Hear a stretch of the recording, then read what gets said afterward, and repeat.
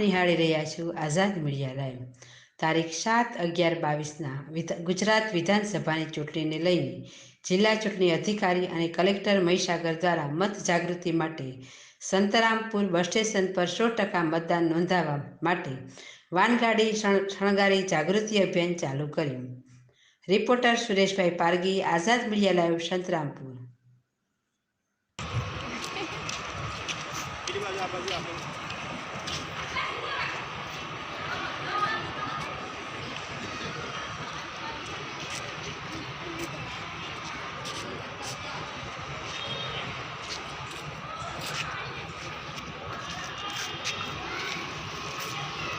बस में बहुत नहीं हवा बहुत फाटी जो है